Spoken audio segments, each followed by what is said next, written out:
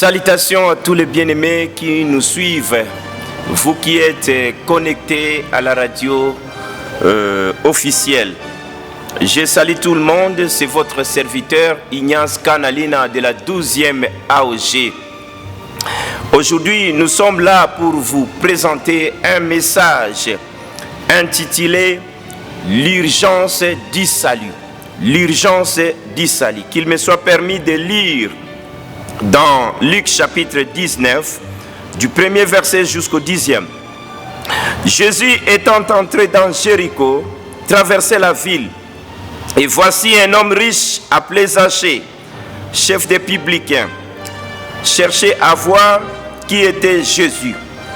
Mais il ne pouvait y parvenir à cause de la foule, car il était de petite taille.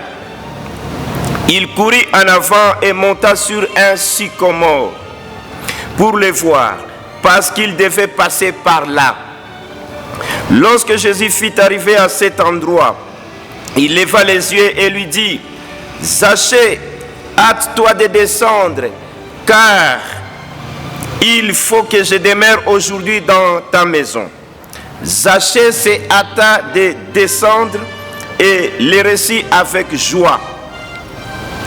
Voyant cela, tous murmuraient et disaient: « Il est allé loger chez un homme pécheur. » Mais Zachée, se tenant devant le Seigneur, lui dit: « Voici, Seigneur, je donne aux pauvres la moitié de mes biens, et si j'ai fait tort de quelque chose à quelqu'un, je lui rends les quadruples. » Jésus lui dit: « Le salut est entré aujourd'hui dans cette maison, parce que celui-ci est aussi un fils d'Abraham. Car le Fils de l'homme est venu chercher et sauver ceux qui étaient perdus. » Merci beaucoup, bien-aimés de Dieu. Je vous salue une fois de plus, vous qui nous écoutez à travers le monde entier.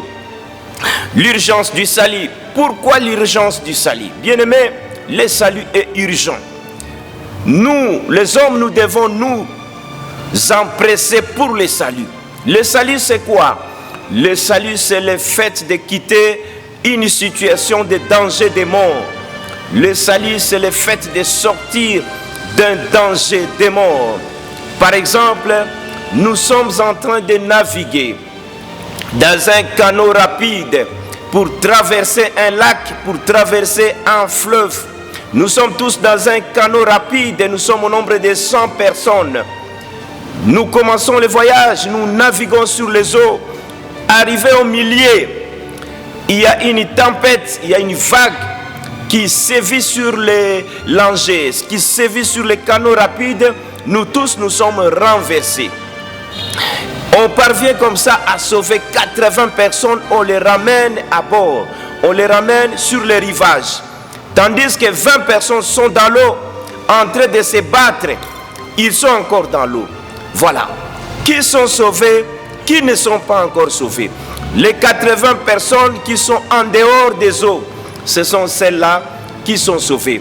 Tandis que les 20 personnes qui sont encore dans l'eau, ils sont en périr. Ils sont encore en périr. Ils sont encore en danger de mort. Ceux-là ne sont pas encore sauvés. Voilà, bien-aimés de Dieu. À l'église aujourd'hui, il y a des personnes qui sont à l'église, mais qui ne sont pas encore sauvées. Parce qu'ils sont à l'église, mais ils vivent encore dans une situation de danger de mort. Pourquoi? Parce qu'ils vivent encore dans le péché. C'est le péché qui constitue un danger de mort pour le peuple de Dieu. Nous venons de lire l'histoire de Zachée. La Bible nous parle d'un homme. La Bible dit que cet homme était riche, bien-aimé de Dieu. Si la Bible déclare que une personne est riche, elle est réellement riche. Comment Zachée est devenu riche, très riche? Nous devons noter que à l'époque, lorsque l'Empire romain était en train de dominer le monde, en ce moment-là, il n'y avait pas que les Juifs qui étaient colonisés par les Romains, il y avait beaucoup de peuples qui étaient dominés par les Romains. En l'occurrence, le peuple juif C'est Zachée dont il est question, il est juif, un des fils d'Abraham. Mais il s'avère qu'il était riche. Comment? Il travaillait dans une régie financière. Nous pouvons prendre l'exemple de la contribution aujourd'hui. La contribution, c'est une des régies financières dans notre pays. Zachée était le chef des collecteurs d'impôts. Il est devenu riche comment? Donc, je vais vous expliquer l'administration romaine à l'époque. On devait dire au chef collecteur d'impôts, écoutez, monsieur, vous avez un plafond de 100 000 $ que vous devez débourser pour tous les mois. Vous devez collecter l'argent au montant de 100 000 $. Maintenant, Zachée avec son équipe, s'il travaille beaucoup, il a par exemple 200 000 $. Eh bien, Zachée va seulement apporter 100 000 $ à la caisse de l'État, tandis que 100 autres 1000 $, ça va lui revenir comme richesse.